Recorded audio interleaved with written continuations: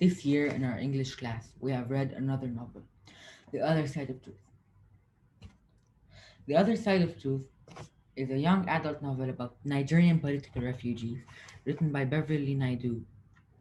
It is set in the autumn of 1995 during the reign in Nigeria of the despot General Abacha, who is waging a campaign of suppression against journalists, and leads to the seeking of refuge of the Solaja family in England after the assassination of their mother. In this scene, Amelia and I enact a scene in which originally in the book is a series of letters, but we brought it to life in a series of phone calls. Shade Solaja, the protagonist, and her brother Femi are staying with a foster family, the Kings, whereas their father, Falarin, is in a detention center, facing the risk of deportation for illegally entering the country. Here's the blurb. Shadi and Femi's father is an outspoken journalist who always writes the truth, but his latest article puts the children in terrible danger. With terror all around them, they must flee their country at once and alone. Plans for their journey have to be hastily arranged in secret. But once Shadi and Femi reach England, will they be safe? Enjoy.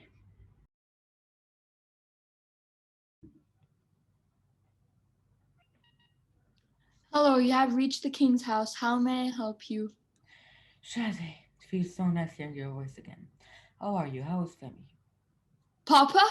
I was hoping you'd call. I miss you already. Can't wait to visit you. Oh dear, I've missed you too.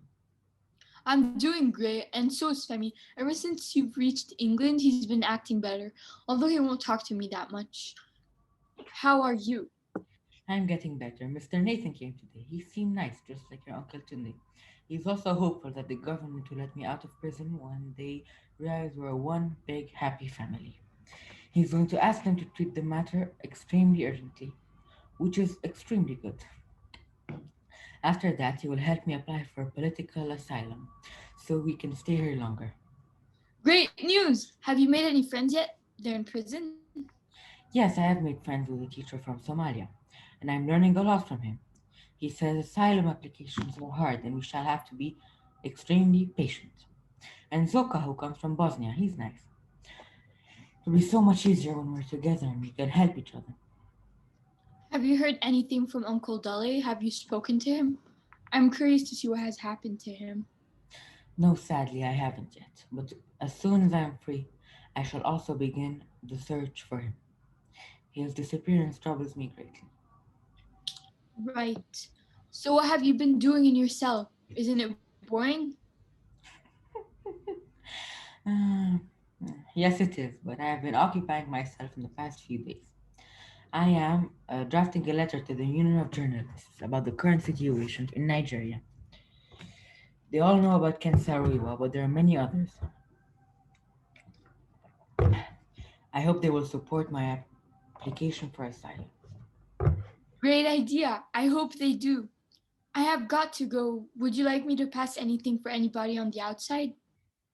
Yes, give my very good wishes to your kind new auntie and uncle, Mr. and Mrs. King, and also to Mrs. Apia. Please take good care of yourself and Femi. I hope to see you over the weekend. Bye, Papa. Love you. Odavo Shade, ni fire.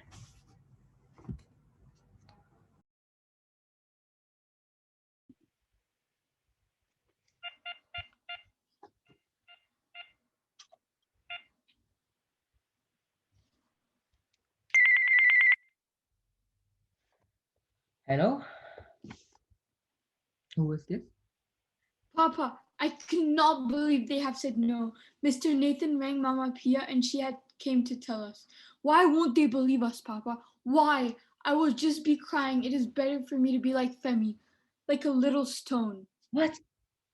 How? Don't worry, I'll talk to Mr. Nathan tomorrow. Go to sleep and relax. You've got a long day ahead of you at school. Good night. Good night.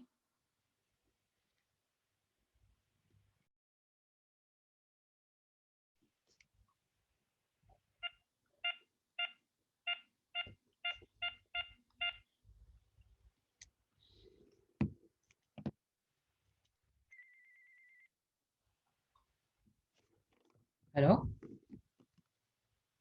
Papa? Shade, why don't you sleep? It's midnight.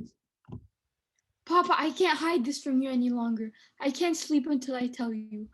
Mama Apia said Mr. Nathan is worried about a bigger reason why they won't let you out of prison. Is it true that Nigerian police want you for Mama's murder? Is it true they have asked British police to send you home? How can they tell such a big lie? What? Those liars, how could they? That's just so low, even for them. As I said, now go to sleep. You have school tomorrow. We need to be patient. We'll figure this out tomorrow. Good night. Good night.